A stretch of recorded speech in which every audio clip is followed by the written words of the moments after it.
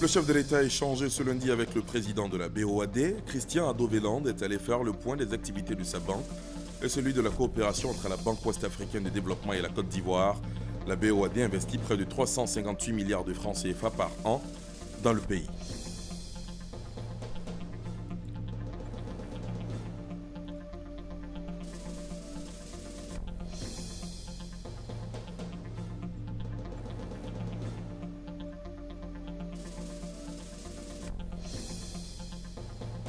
L'enquête nationale sur la situation de l'emploi et le secteur informel a été lancée ce matin. L'enjeu est de disposer d'informations fiables et actualisées sur le marché du travail pour apporter des solutions aux problèmes de l'emploi. Lancement effectué par le chef du gouvernement ivoirien.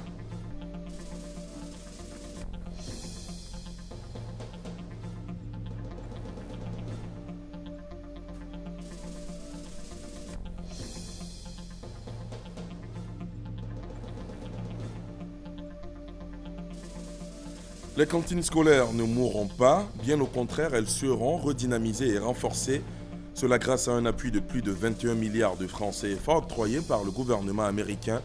L'argent remis au ministère de l'Éducation nationale de la Côte d'Ivoire servira à pérenniser des cantines sur le sol ivoirien.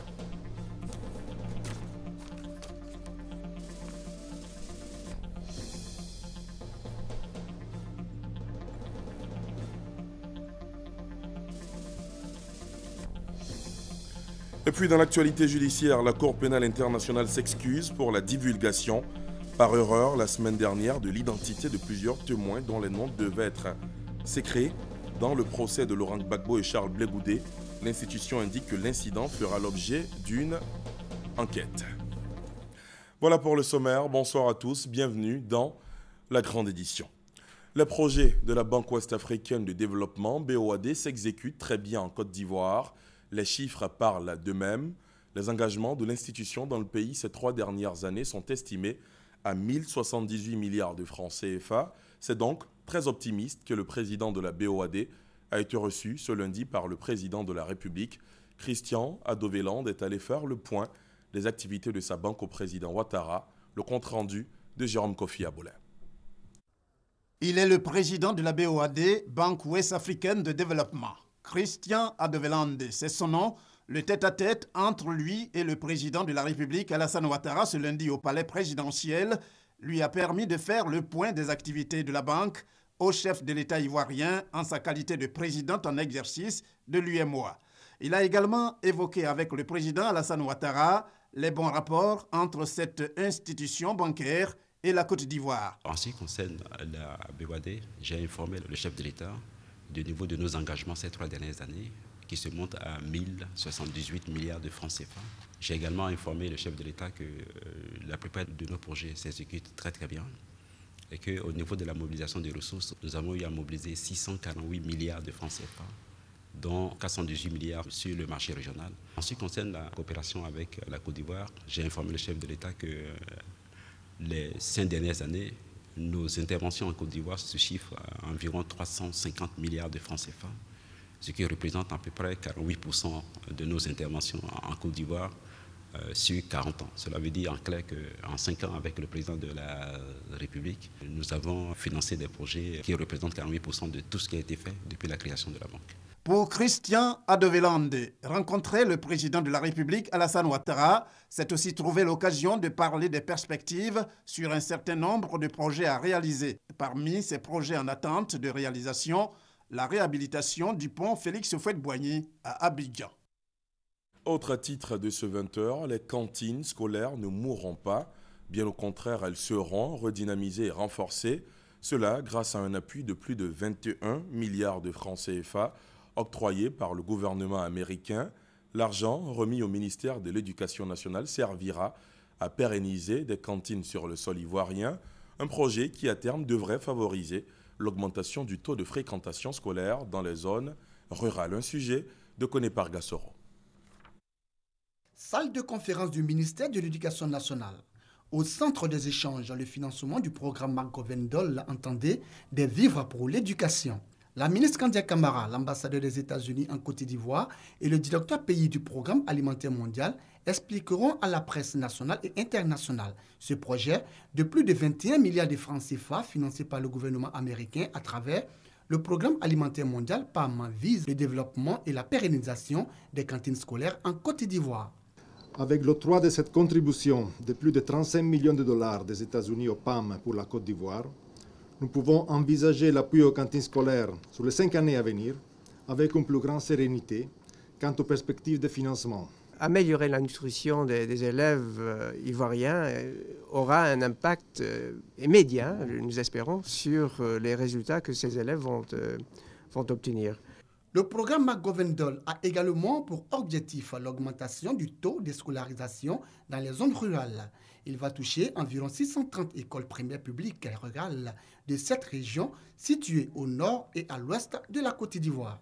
Nous avons fait des comparaisons entre les écoles où il y a une cantine et les écoles qui n'en disposent pas. Le taux de scolarisation est plus élevé dans une localité où vous avez des écoles à cantine. Et la santé des élèves est améliorée. Ce programme McGovern-Dole sera mis en œuvre sur une période de 5 ans, de 2016 à 2020. Il prendra également en compte les domaines de la santé, de l'apprentissage de l'écriture et de la lecture. Passons à l'actualité judiciaire. La Cour pénale internationale s'est excusée ce lundi pour la divulgation par erreur la semaine dernière de l'identité de plusieurs témoins. Le principe étant de garder secret les noms de ces déposants. Dans le procès de Laurent Gbagbo et Charles Blé Goudé, l'institution indique que l'incident fera l'objet d'une enquête. Thomas Guessambi. Ce lundi, le président du tribunal de la Cour pénale internationale qui juge l'ex-président Laurent Gbagbo a présenté ses excuses pour la divulgation par erreur la semaine dernière de l'identité de plusieurs témoins dont les noms devaient rester secrets. Avant tout, le tribunal doit présenter ses excuses. Je pense qu'il est juste de le faire parce que ce qui s'est produit est vraiment incroyable. Le procureur avait divulgué vendredi les noms de plusieurs témoins protégés alors que les micros retransmettant le procès sur la chaîne publique de la CPI étaient restés ouverts par erreur. L'incident est considéré par le juge Tarfusser de la plus haute gravité.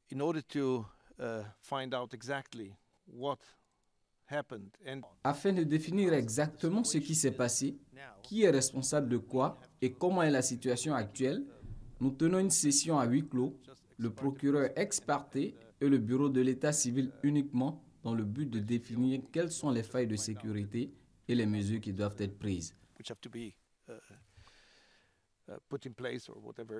Après ces excuses, les 3 juges composant le jury se sont réunis à huis clos avec les représentants de l'accusation pour décider de la suite du procès de l'ex-président ivoirien âgé de 70 ans et de son co-accusé Charles Blé Goudé, 44 ans.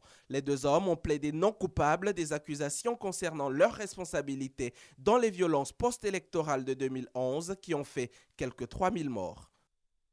C'est un commentaire d'Hamza Diaby. Lui aussi est poursuivi pour crime contre l'humanité pendant son règne de 1982 à 1990.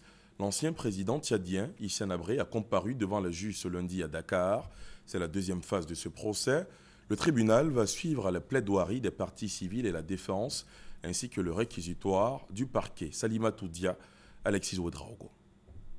Elles ont eu 2 mois pour préparer leur plaidoirie. Aujourd'hui, les parties prenantes du procès Habré se retrouvent et le principal accusé, l'ex-président tchadien, doit assister aux plaidoiries. Les premières déclarations sont celles des parties civiles. Il avait droit de vie et de mort sur son peuple.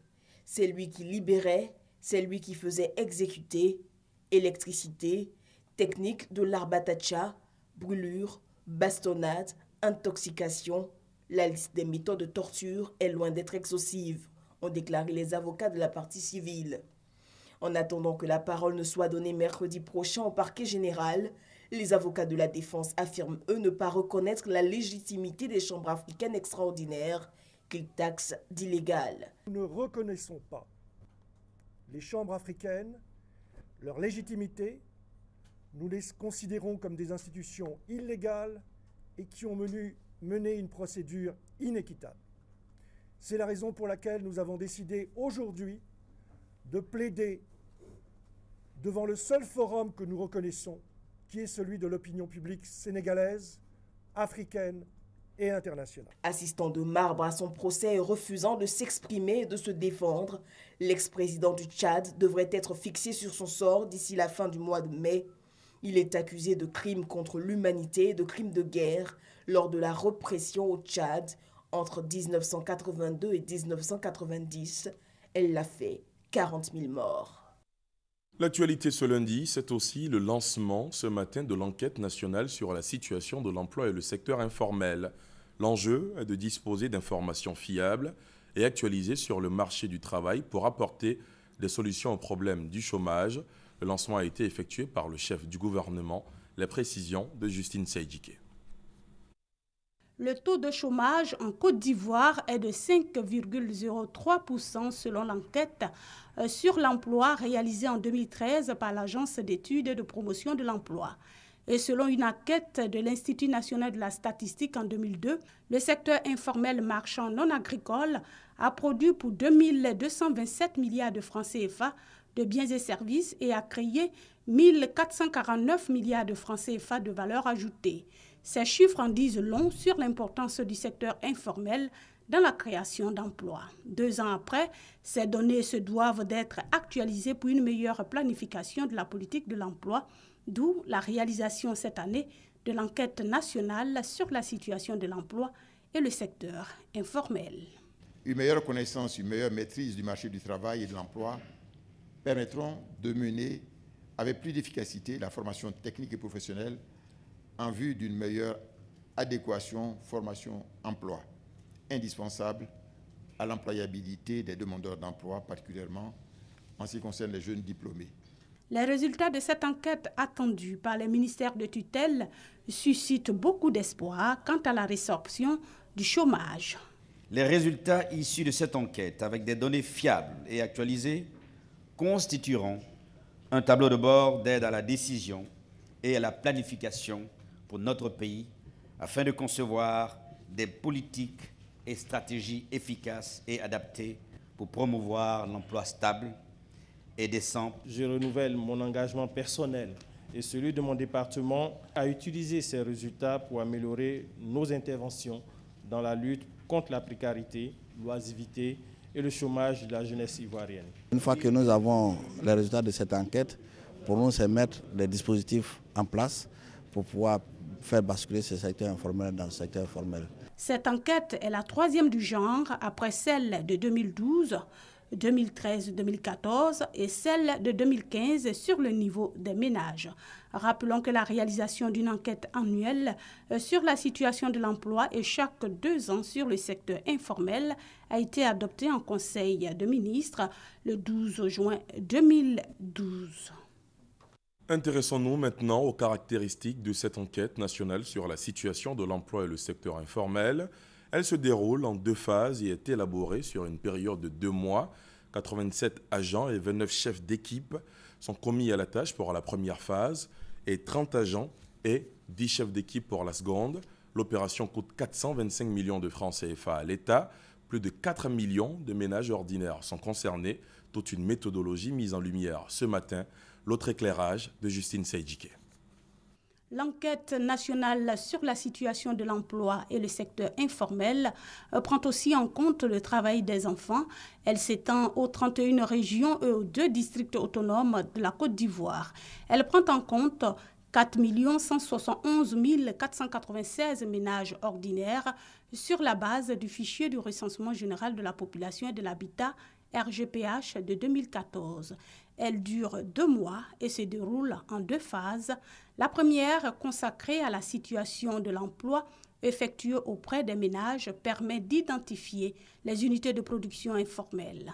La seconde phase, appelée enquête secteur informel, est réalisée auprès des chefs d'unités de production informelle avec 10 équipes. Toutes les personnes qui ont une activité dans le secteur informel seront interrogées individuellement sur leurs activités pour nous dire qu'est-ce qu'ils font réellement, combien de temps ça leur prend, combien ça leur rapporte, quelles sont les dépenses qu'ils font.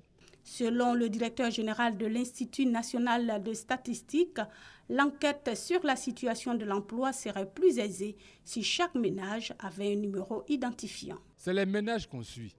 Mais si les ménages, on ne peut pas les repérer dans l'espace, vous voyez que demain, on va trouver dans l'espace de nouveaux ménages par rapport à ceux qu'on a vus les années antérieures. Donc la comparaison devient difficile si les tailles ne sont pas les mêmes.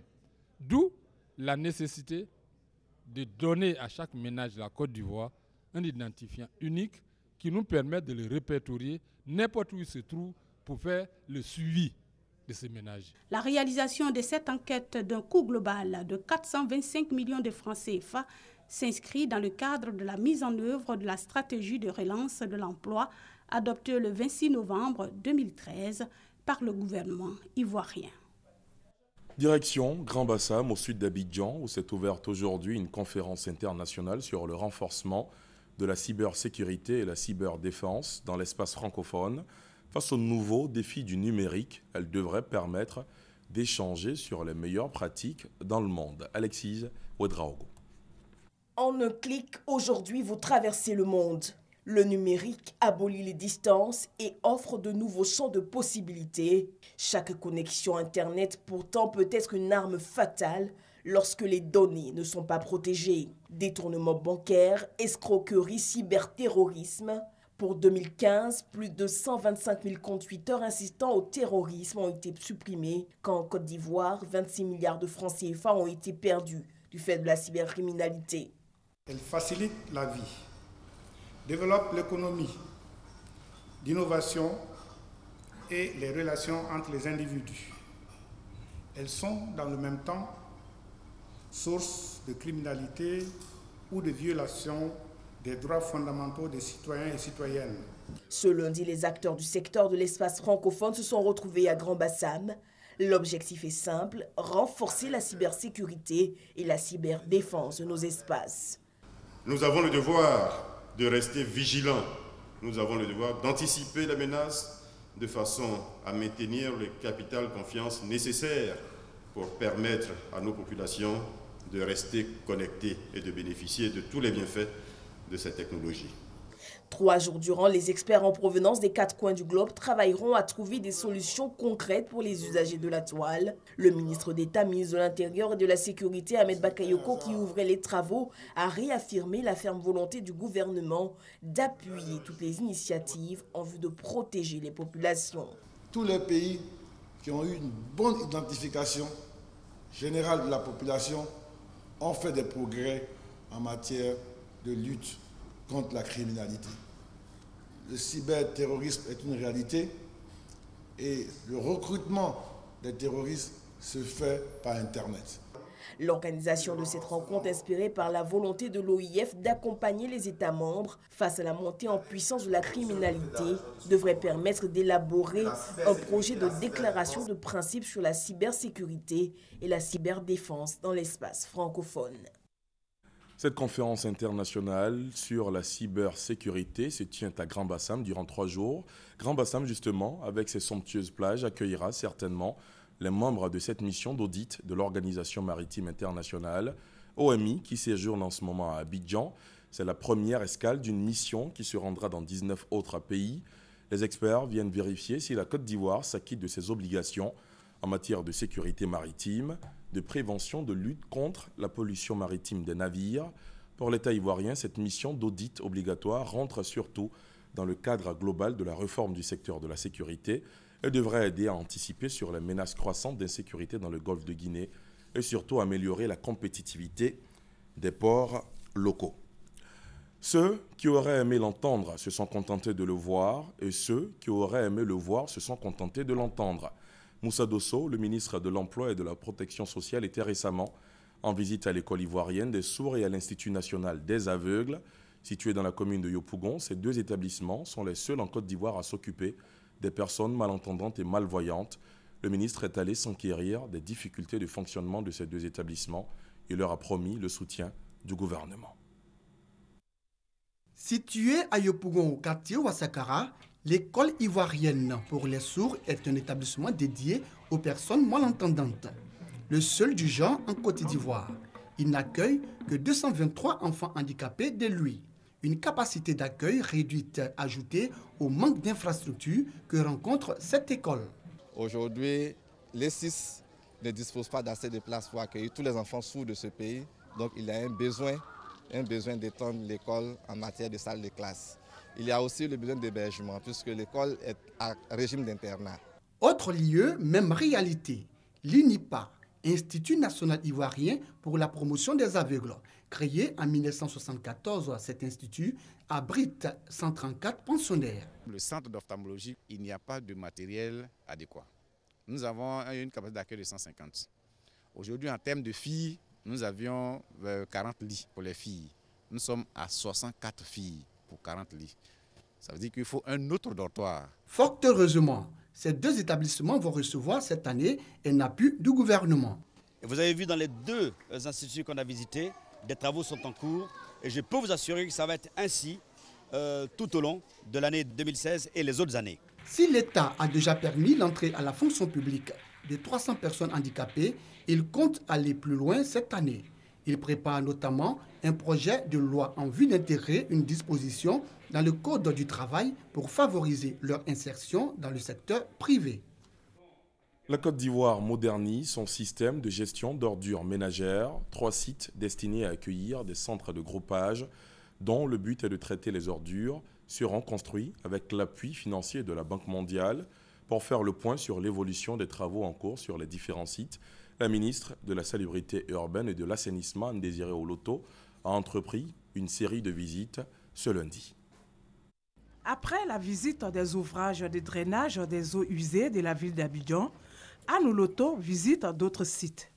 À Bingerville comme à Songon, la ministre de la Salubrité urbaine et de l'Assainissement est allée constater l'état d'avancement des travaux de quelques centres de traitement de déchets. Nous sommes engagés dans un processus de modernisation de nos systèmes de gestion et de valorisation des déchets solides. Je vais parler surtout des déchets ménagers. Le gouvernement veut faire en sorte que la Côte d'Ivoire tourne la page de cette gestion archaïque que nous voyons aujourd'hui avec la décharge d'Aquedo. Donc il nous faut rapidement apporter des réponses concrètes. Ces centres de traitement vont permettre une gestion écologique des déchets. Ici, c'est un site, comme il a dit, de 11 hectares, normalement qui doit recevoir des ouvrages de valorisation des déchets. Et dans le groupe de ces ouvrages, il y a un centre de transfert, il y a une unité de tri des déchets et il y a une unité de biométhanisation qui doit permettre de produire du biofertilisant pour l'agriculture et parallèlement produire du biogaz qui va être utilisé pour produire de l'électricité. Ce sont au total 3 centres de groupage qui seront construits. En stade de finition, le centre de groupage de Bingerville s'étend sur une superficie de 5000 m². Il recevra les déchets de la zone de Cocody et Bingerville. Celui de Songon traitera les déchets de Yopougon et ses environs. En santé, on découvre ensemble ce soir la neuroendoscopie, une nouvelle technique qui fait son entrée dans la médecine ivoirienne. Elle permet d'opérer les tumeurs du cerveau sans l'ouvrir. La toute première série d'opérations s'est déroulée du 1er au 6 février dernier. Elle a enregistré 11 patients, nous dit Herman Niamia. La neuroendoscopie fait son entrée en Côte d'Ivoire. Ici, des médecins en pleine séance d'opération dans une clinique à la Riviera 3. L'équipe du professeur Aïdara, chef des services de neurochirurgie au CHU de Bouaké, tente de sauver un patient d'une tumeur de l'hypophyse appelée adénome hypophysaire. Vous voyez sur cette coupe, on voit bien la position de la tumeur par rapport à la boîte crânienne. Et nous allons passer ici par la narine pour arriver directement à la tumeur. Habituellement, les arrêts de cette tumeur se fait par ouverture de la boîte crânienne, d'accord, ou on peut passer par d'autres voies, mais qui sont très délabrantes. Cette tumeur-là, prise en charge en Europe, coûte à peu près 20 000 €, c'est-à-dire près de 15 millions. Donc les évacuations qui se faisaient coûtaient soit à l'État, soit aux assurances 15 millions. Or, localement, avec 3 ou 4 millions, on peut prendre en charge aussi efficacement ce type de tumeur. L'image retransmise sur un écran vidéo permet une bonne vision du champ opératoire. Pour cette intervention chirurgicale, L'équipe ivoirienne de neurochirurgie bénéficie de l'appui du professeur Omar Diallo du Mali et de l'expertise du professeur slovène Roman Bornjak, qui est l'un des pionniers de la neuroendoscopie dans le monde. En 10 ans de pratique, cet expert a déjà opéré plus de 500 patients avec cette technique. The rate of complication is low. Le taux de complication avec cette technique est très faible parce qu'il y a une sécurité du geste, parce que la vision elle est quasi panoramique. On a même l'impression de travailler au sein de la tumeur. J'avais eu une première opération. Et cette opération n'est pas celle-là parce que ça s'est modernisé. Ça a même pris 6 heures.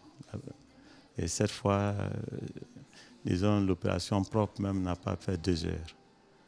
Et aujourd'hui, je me sens parfaitement bien.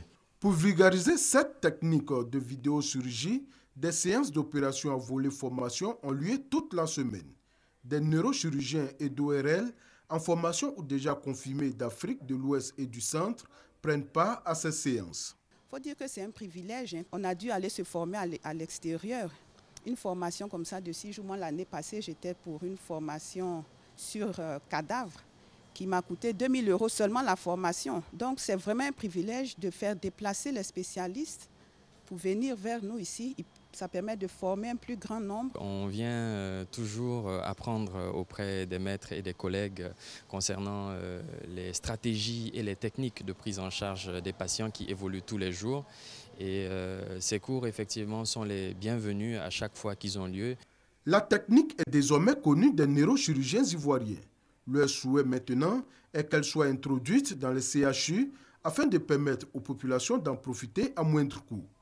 Déjà pour ces séances, 11 patients atteints d'adénome hypophysaire et d'hydrocéphalie, c'est-à-dire d'excès de liquide à l'intérieur du cerveau, vont bénéficier de cette technique.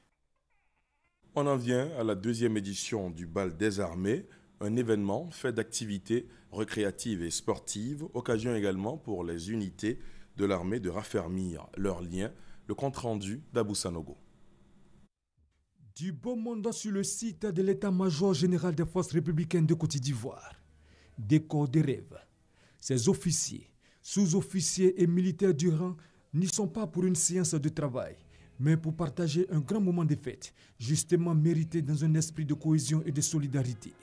Nous sommes à la 2e édition du Bal des Armées, désormais une tradition au sein des forces républicaines de Côte d'Ivoire. Ambiance entretenue par l'orchestre des armées et la musique philharmonique de la garde républicaine. Cette soirée a pour objectif de raffermir les liens de fraternité et de cohésion entre les différentes composantes de l'armée, mais aussi la détente des militaires après une année de travail soutenu. Cohésion, fraternité d'âme et détente sont les buts poursuivis par la semaine sportive initiée depuis le 2 février 2016 et dont le bal de ce soir constitue le bouquet final. Le règlement de discipline générale souligne que la détente est le complément indispensable au travail dont il améliore la qualité et le rendement. Le chef d'état-major général des forces républicaines de Côte d'Ivoire, le général de corps d'armée Soumeïla Bakayoko, a renouvelé sa satisfaction à l'endroit de ses hommes pour les bons résultats obtenus dans la conduite des différentes opérations et dans l'exécution de leurs missions. Au cours de l'année 2015, les forces républicaines de Côte d'Ivoire, la gendarmerie, la police, les eaux et forêts, les douanes et les affaires maritimes ont conduit plusieurs activités sans défaillance, dans une parfaite cohésion et un esprit de discipline qui leur font honneur. Le ministre chargé de la Défense a invité l'ensemble des militaires à poursuivre sur cette lancée. Que cette cohésion-là que l'on voit ici se passe après, dans le travail, dans l'expression de l'Ivoirien nouveau. Je serai prêt à accompagner ce mouvement de l'Ivoirien nouveau au niveau de la défense. Le reste de la soirée s'est poursuivi sur la piste de danse, où tous ont fait montre de leur talent de bons danseurs. À l'étranger, le virus Zika n'aura pas eu raison du célèbre carnaval brésilien. Hier, malgré la propagation de l'épidémie, s'est déroulé le grand défilé annuel de Rio. 5 millions de personnes étaient dans les rues pour l'occasion, dont 1 million de touristes. Les récentes découvertes par des chercheurs scientifiques liées à la propagation du virus, transmission par voie sexuelle, sanguine ou salivaire notamment, n'ont pas entaché les festivités pour autant. C'est la fin de ce journal, mais je rappelle qu'il y a un an, jour pour jour, la Côte d'Ivoire était entre Liesse et Allégresse, et pour cause, les éléphants de Côte d'Ivoire remportaient la deuxième CAN de leur histoire suite à une séance de tir au but face au Ghana. Donc c'est le moment de se souvenir de ce moment important pour la nation ivoirienne qui célébrait en ce moment même encore le sacre de nos valeureux éléphants. Et pour revenir bien sûr en image sur cette journée importante pour la Côte d'Ivoire, ne manquez pas Lundi Sport ce soir à 20h50, c'est la fin de ce journal. Merci de l'avoir suivi.